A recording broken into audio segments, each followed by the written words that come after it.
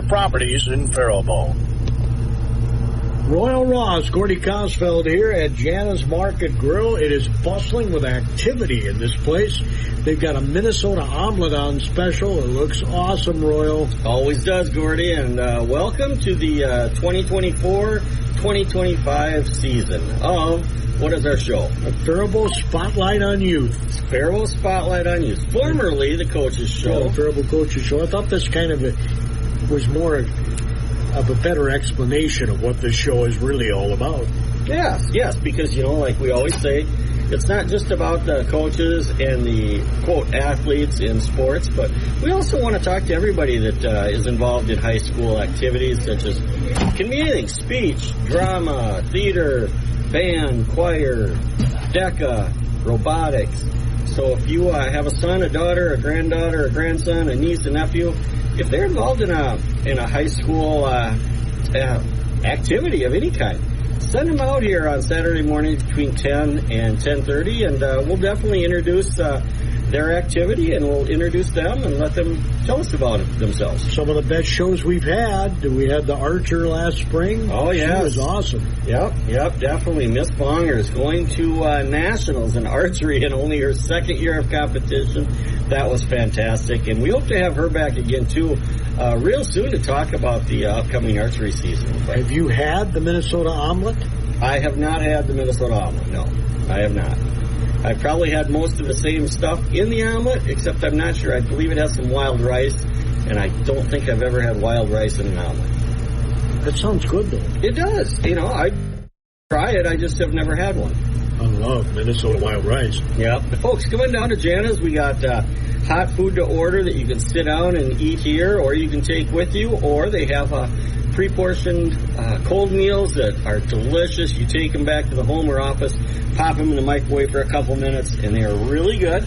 And I'd like to add that, of course, Jana makes everything here in-house, in their kitchen. It's not the prepackaged stuff that you get elsewhere. It's made with love and care and concern right here in Jana's kitchen, and then you get to enjoy it. So come on down, folks. Breakfast, lunch. You can have pancakes for lunch or cheeseburger for breakfast, whatever you'd like. Oh, it is so delicious.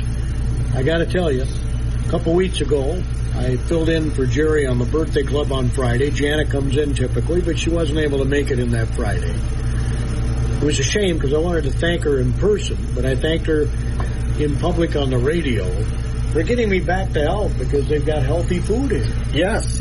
Well, you were down and out, so to speak. I think you had a few meals from Jana's that people picked up for you and dropped off. And your favorite, let me see, one of your favorites was always the tater tot hot dish. I don't know if you're not supposed to have a lot of being a diabetic. Yeah, not supposed to have that. But you love those tuna sandwiches, right? I like those, and I tell you what, turkey on cranberry bread is phenomenal. Yeah, you love their cranberry bread down here. So, yeah, their cold sandwiches are great, but of course there's plenty of other things. I prefer the lasagna. I'm hardcore on their lasagna. And you're a salad guy too, right? Yes, they have wonderful salads here. They're fresh and they're awesome. They make their own homemade ranch dressing, and so my favorite particular, because I'm just kind of a common Joe, I like the chef's salad. It's wonderful. It's a big meal. It's enough for to keep you going. And like I said, that homemade ranch dressing is just phenomenal. Did you hear that? It's homemade ranch dressing. Yeah, I don't know what magic they put into it, but it's darn good. It's better than the stuff you can buy in a bottle at the grocery store. Of course it is. Yes, absolutely. And you know what I'm getting today before I leave? I'm getting one of their big old caramel rolls. I mean, they're huge. They're about the size of a what are those? A coffee plate. About the size of a coffee. They're huge, and they warm it up for me, and I put a couple pats of butter on there because there's not, because I can't have that. I prefer the cakes myself. Yeah, there's not nearly enough calories in a caramel roll, so you got to have butter. That's the key. You got to have more calories. It's carbohydrates and sugar and stuff I can't have. All kind of flows together, doesn't it? What a bummer. Yeah. Well, the football teams obviously couldn't be here. They're scrimmaging today. VA is at St. Clair, and the Faribault Falcons that didn't go too far. They went to Northfield, which they've gone to for many, many years. Northfield's there, obviously. Cannon Falls is there. South St. Paul has been there for many years, as well as Faribault. And there are a half dozen teams down in St. Clair where BA is. So do they, like in Northfield now, do they have a couple of different fields, or do they shorten it up to half a field and that's my two guess. Teams on each end scrimmage? I've never gone, but that's my guess that they probably do half a field. Yeah, it's nice that they can get multiple teams together and kind of mix and mingle. It's almost like a wrestling triangular, a tennis triangular, a wrestling quad. But it is really a good idea, to get 4 to 6 teams there together and intermingle and scrimmage against each other all in one day, so you get more variety. You get about 25 plays, offense, defense against an opponent. You don't kick off or punt or any of that stuff. Yep. They don't keep score. Although, the kids in their head are keeping score. Oh, yes, you darn right they are.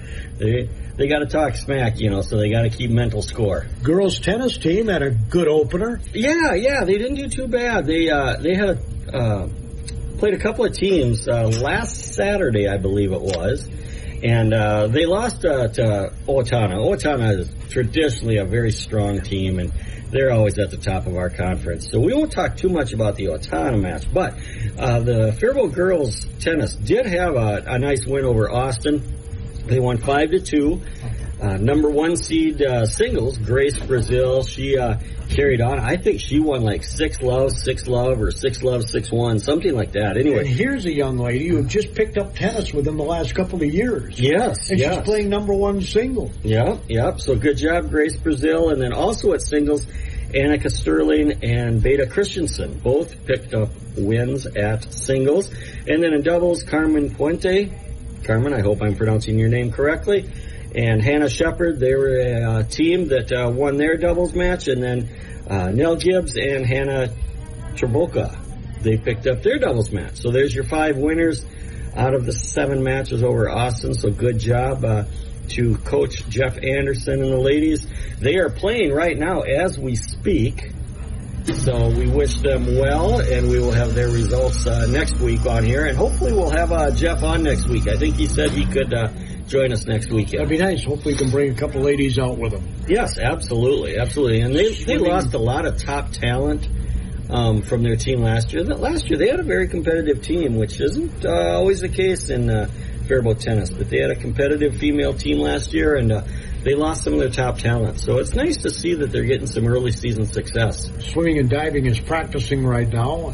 I did see where they should be done. They could be done in time to come here. We'll see if we can't convince them to send some ladies down here once in a while. That'd be nice. Last year we did have the diver extraordinaire, right? The male driver. Escapes me right now. I know his name and I just can't think of it, but he had a great season last year as a freshman, I believe. Made it to state. So, yeah, we've got some good swimmers and divers in Faribault. Cross country underway.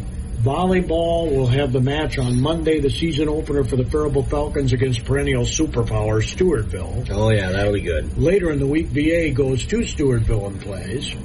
Wow. VA actually opened their season last night against Eden Prairie. If you know a score, you can let me know it. I'd love to pass it along to folks. I couldn't find it on my... And I was going to go, and I ended up not going just because... So what is your schedule now? This is usually your busy time of the year where you're announcing a lot of sporting events. Are you going to get to announce any? Or diving into it next week. We have the Falcon football opener on the road at St. Anthony on Thursday. Okay, and you're announcing? Yeah. Okay. Are you announcing the Carleton games? Oh, yeah. Okay, good. I am glad to see that you're... It's on Power 96. Yeah. I get to fly out to California for their opener. Really? Yeah. And then the St. Olaf-Ole's too are on KDHL. But you invited a special guest today, and so I'll let you visit. I did, and he is kind of special because if people know him out there, you know that he's special. Mike Jarvis, a guy that stood in a lot for you while you were down and out last year. He helped me out a lot tremendously, kept track of the high school sports, and came in and occupied the airways with me. So, Mike, thanks for coming on in. Good morning, everyone. Today, the reason Mike's in is, he always comes in annually and talks about the Tommy Allen Scholarship volleyball tournament called Spike Fest. And this year, you're doing 2 of them, right, Mike? Yep. in the spring we announced that we were going to have some exciting news, and we kind of did things a little bit different, and we are actually going to be doing a tournament in November, the weekend of the 2nd and 3rd.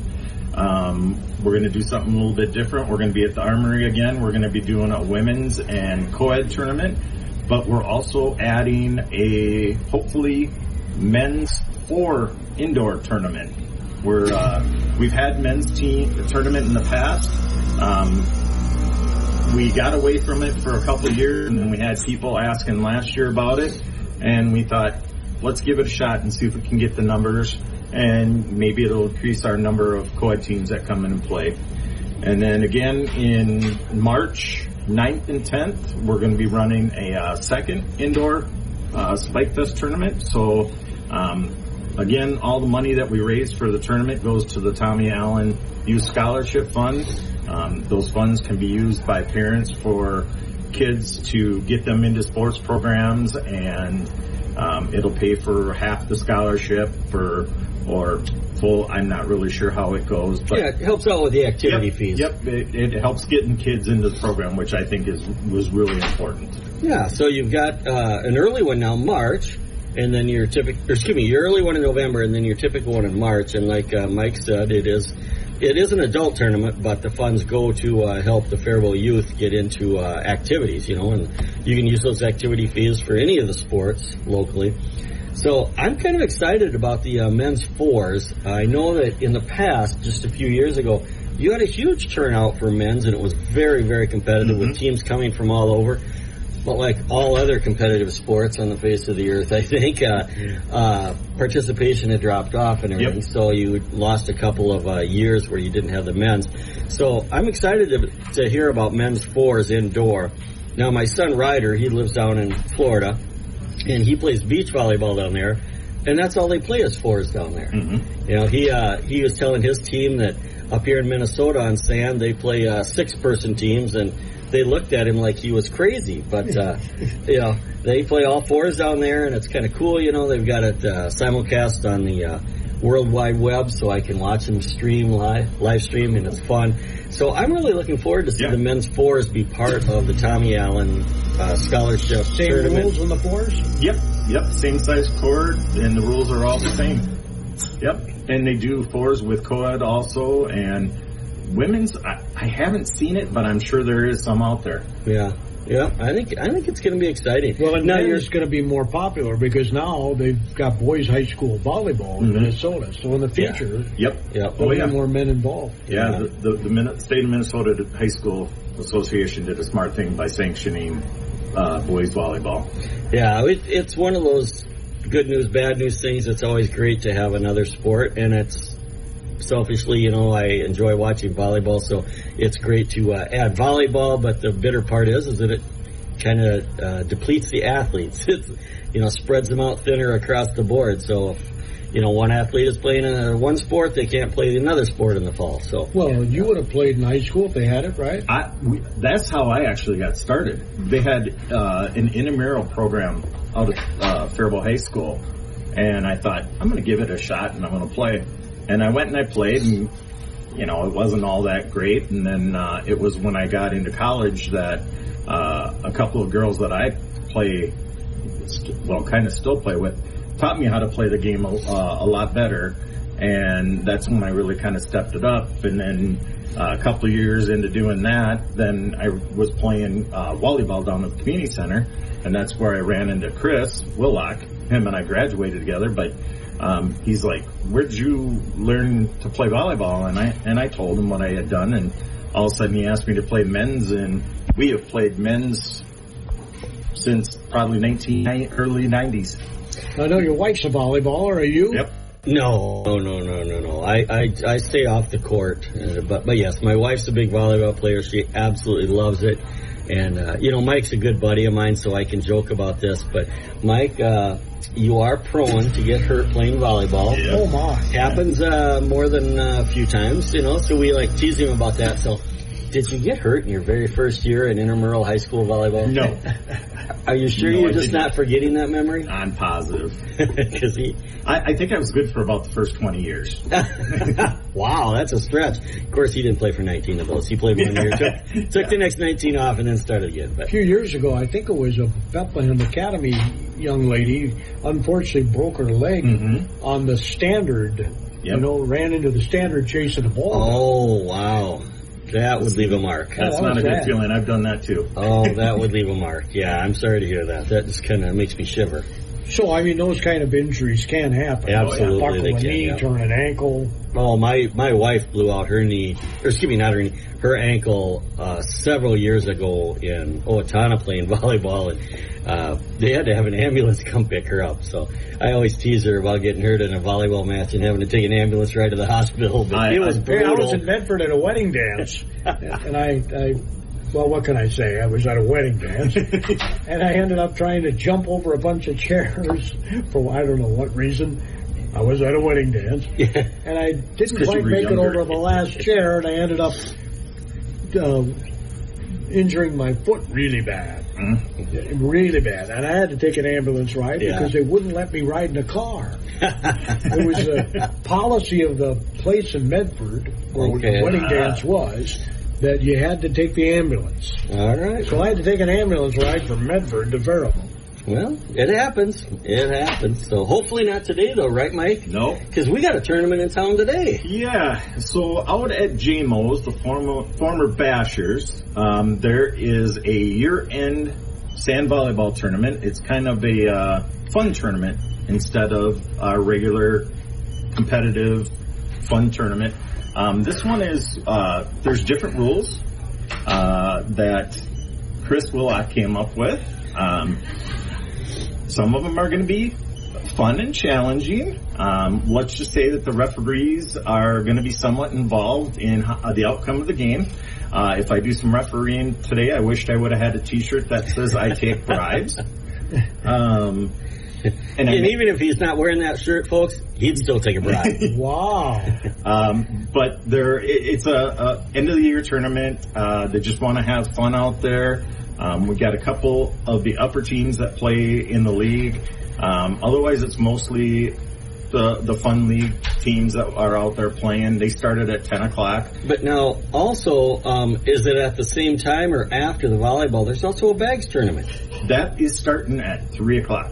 Okay. Can people still get in the bags tournament? Sure can. Hey, if you're a bags player, it's free, right? It's a free tournament. I believe it's a free tournament. I believe it's a free tournament. Some people call it cornhole. Cornhole, yep. Same thing. Yeah, because, there's somebody's birthday out there, and I'll let Mike talk about the birthday part of it. But yeah, if you're out there in Radio Land and want to play some bags this afternoon, 3 o'clock down at JMO's, the former Bashers, get out there and play a little bags, have some fun.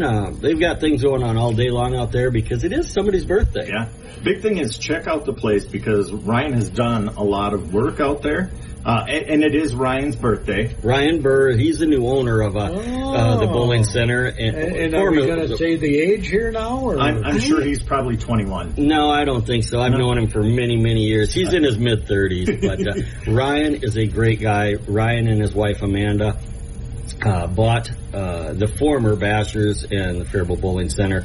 It is now called JMO's after Jameson, their son. And it's Ryan's birthday, so he's going to have a little, he's throwing himself a party, which is kind of cool because he's throwing a party for all of his clients and his customers. So they're going to have food specials and stuff. But we're not really, here to... cake, I'm guessing? Yeah. We're not going to push the food and stuff really heavily because, we're at Jana's and we want people to eat Jana's food also. But have some fun today. Go out there, watch the volleyball, laugh, then watch the cornhole/bags tournament and laugh some more and just have a good time and wish Ryan a happy birthday. Can you reveal a couple of these new rules, different rules? If people are out there listening, I was told I better not. Okay. I'll tell you off the radio though. All right. But I'm just very curious. Yeah. If anything, just get out there and check out the work that Ryan has done out there. He's done improvements on the volleyball courts outside. The bowling alley, he's done a bunch of work in there, and from what my understanding, he's got 10 lanes going. Does he? I don't know. I haven't followed that too much because I haven't seen him a whole lot. But I mean, there's still work to be done in the bowling alley, but it's impressive that he got 10 lanes going already, and just the bar area itself, and they have a great menu. Yeah, they do. They have a nice menu, and like I said, I've known Ryan Burr for probably 30 years or so. I mean, I remember him as a kid. He was a bowler. He's from Owatonna originally, and he bowled in their youth leagues and high school leagues and stuff. So I've known Ryan for a couple of decades. I wonder if he's related to Raymond Burr, the actor, Perry Mason. Remember the movie The Apartment? Unlikely, but I'll ask him. I don't remember the movie Apartment. You've never seen The Apartment? I'll put it on my list. With Jimmy Stewart and Grace Kelly? I will put it on my list. Have you? Of classic movies. I'm younger than him, so it is a classic movie. Yeah.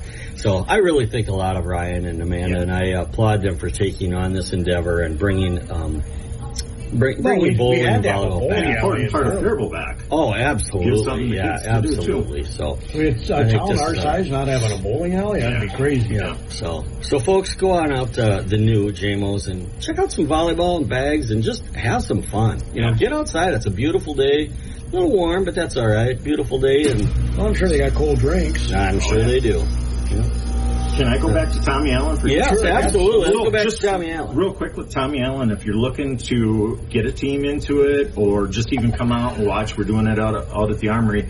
But to register a team, you can do that through the community center or on Facebook. We have a Spike Fest page that we're going to put a flyer on that'll give you the information how to register the team. And we're going to share it on Facebook when we get the flyer put out.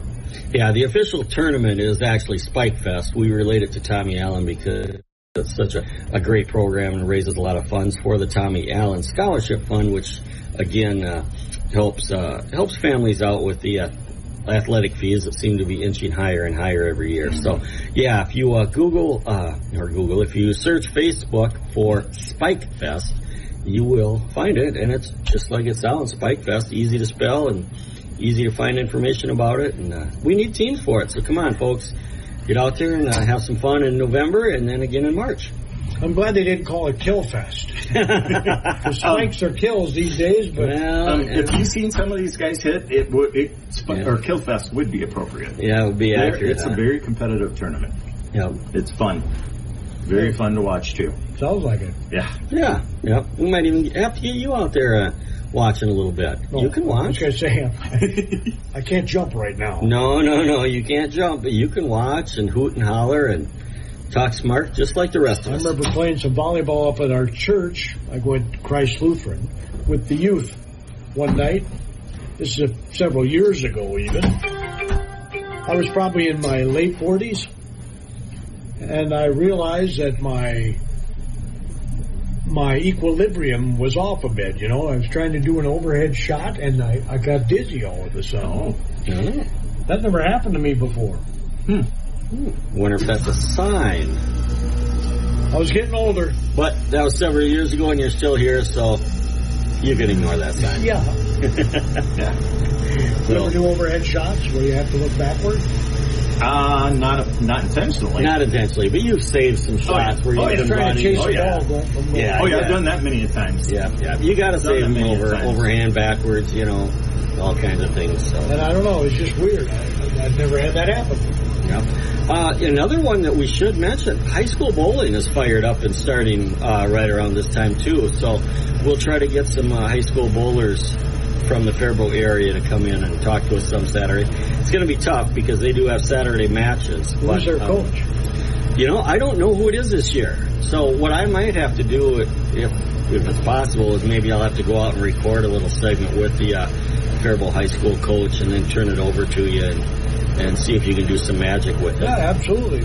We'd love to do that. Yeah. Because that has a special place in my heart since I coached the high school team for 6 years or so. So I'd like to get them a little love on the radio too.